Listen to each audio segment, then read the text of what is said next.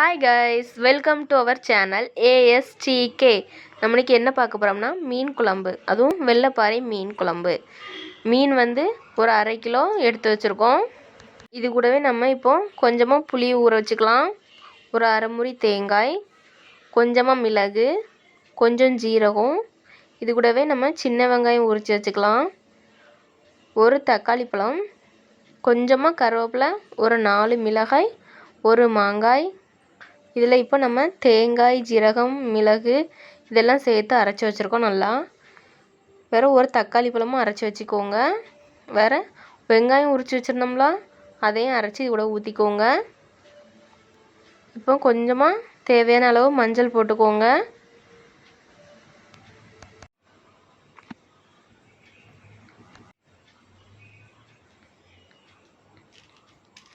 இது கூடவே நம்ம இப்போ ஒரு 3 ஸ்பூன் மல்லிப்பொடி சேர்த்துக்கலாம்.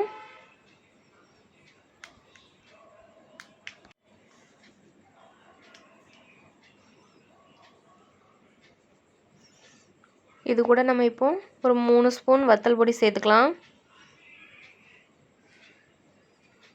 இப்போ நம்ம தேவையான அளவு உப்பு சேர்த்துக்கலாம்.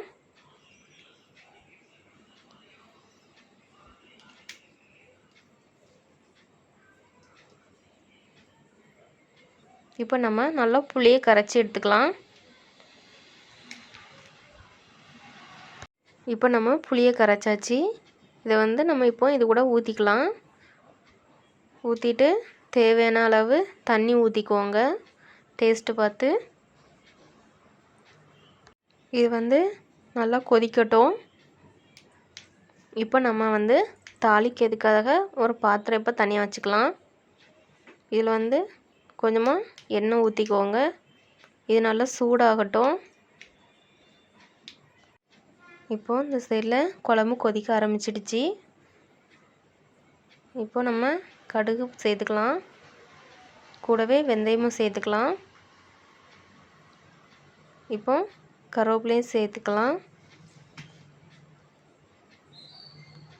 நல்லா எல்லாம் பொரிஞ்சிடுச்சு. இதை நம்ம இப்போ குழம்புக்குள்ளே ஊற்றிடலாம்.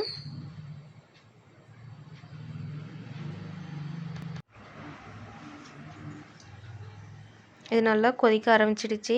இது கூடவே மாங்காய், கருவேப்பிலை, மிளகாலாம் வச்சுருந்தோம்னா அதை இது கூட சேர்த்துக்கலாம்.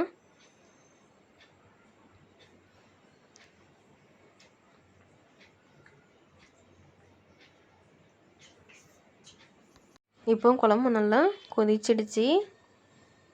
இது கூடவே நம்ம இப்போ மீன் சேர்த்துக்கலாம். மீனை சேர்த்துட்டு கொஞ்சம் கழித்து கொஞ்சம் குறைச்சி வச்சுக்கோங்க.